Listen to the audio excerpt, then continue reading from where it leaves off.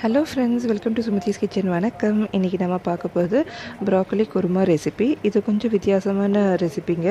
பச்சை மிளகாய் ஒத்துக்காதவங்க இந்த குருமா செஞ்சு பாருங்கள். நீங்களும் ஒரு சூப்பரான குருமா ருசித்து சாப்பிட்லாம். வாங்க அதை எப்படி செய்யுதுன்னு பார்க்கலாம்.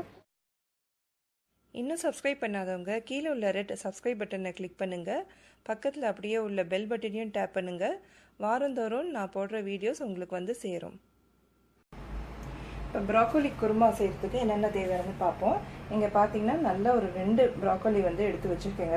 கட் பண்ணி நல்லா இந்த மாதிரி இந்த அளவுக்கு ஸ்டெம் இருக்கணும். இந்த மாதிரி கட் பண்ணி எடுத்து வச்சுருக்கேன். கழுவி எடுத்து வச்சுருக்கேன்.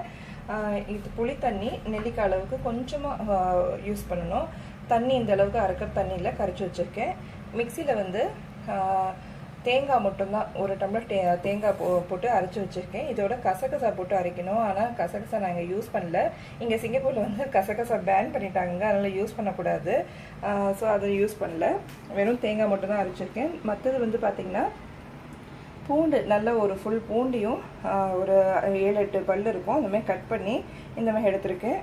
வெங்காயம் இந்த மாதிரி பெருசாக சாப் பண்ணி, இது 3 வெங்காயம், தக்காளி ஒரு 5 தக்காளி இந்த மாதிரி சாப் பண்ணி வச்சுருக்கேன். தேவையான அளவு கருவேப்பிலை. தாளிக்க இங்கே வந்து கொஞ்சமாக பட்டை, கிராம்பு, ஏலக்காய், பிரிஞ்சி இலை 2 இது ஜாதிக்காய் பவுடர் ஒரு 1/4 டீஸ்பூன், சோம்பு 1/4 டீஸ்பூன். இங்கே எண்ணெய் காஞ்சிச்சு. இதில் வந்து இப்போ நம்ம தாளிக்க வச்சுருக்குது எல்லாத்தையுமே அதில் போட்டுக்கலாம்.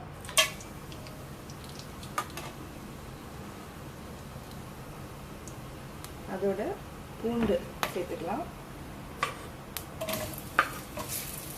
கருவேப்பிலையும் சேர்த்துப்போம்.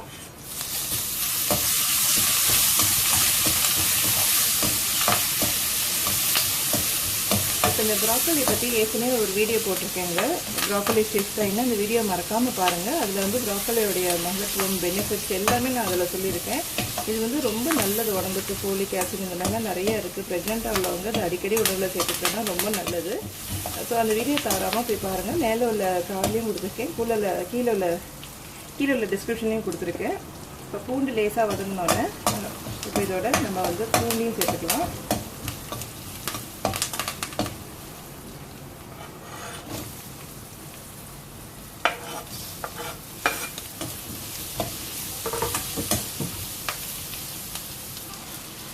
வெங்காயம் லேசாக வதங்கினோன்னே தக்காளி எல்லாம் சேர்த்துப்போம்.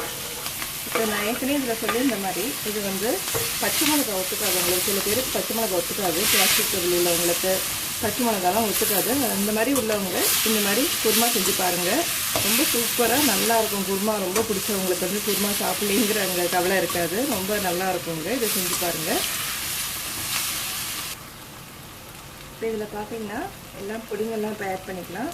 நான் இங்கே வந்து மிளகா பொடி நான் வந்து ரொம்ப கம்மியாக போடுறேங்க. ஏன்னா இது வந்து நான் வாங்கிக்கிற மிளகா பொடி ரொம்ப காரம் அதிகமாக இருக்குது. அதனால் நான் இப்போ இங்கே வந்து 1.5 டீஸ்பூன் தான் நான் யூஸ் பண்ணுறேன்.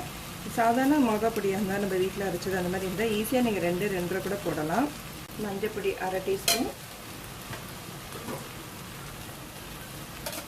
கொத்தமல்லி பொடி 3 டீஸ்பூன் போட்டுக்கிறேன்.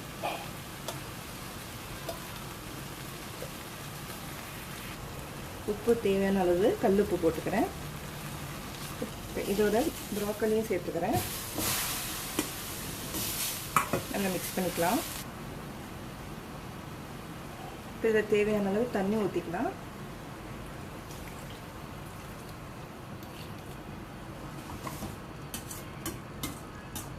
ப்ராக்கோலிக்கு வந்து தண்ணி ரொம்ப தேவைப்படாது. ஆனால் இப்போ நம்ம குருமா வைக்கிறதுனால நம்ம அது தேவையான தண்ணியை இப்போ ஊற்றி வேக வச்சுக்க போகிறோம்.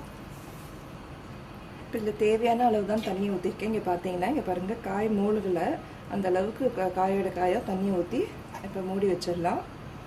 இப்போ ஒரு 3/4 அப்போ தான் வெந்திருக்குன்னு நினைக்கிறேன். வந்து பார்ப்போம். இந்த ஸ்டேஜில் புளி தண்ணியை ஊற்றிக்கலாம்.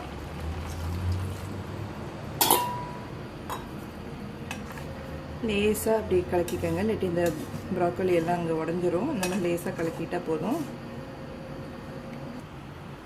மேலும் ஒரு 5 நிமிஷம் நல்லா கொதிக்கட்டும். இப்போ புளி தண்ணியும் ஊற்றி நல்ல ஒரு கொதி வந்திருக்கு. இப்போ இதில் வந்து அரைச்ச தேங்காய், கசகசா போட்டிருந்தீங்கன்னா கசகசா நான் இங்கே போடலை, வெறும் தேங்காய் மட்டும் அரைச்சது எல்லாத்தையும் ஊற்றிக்கிறேன். இதோட கொஞ்சமாக தண்ணி கலந்து இதோட ஊற்றிக்கிறேன். அப்படியே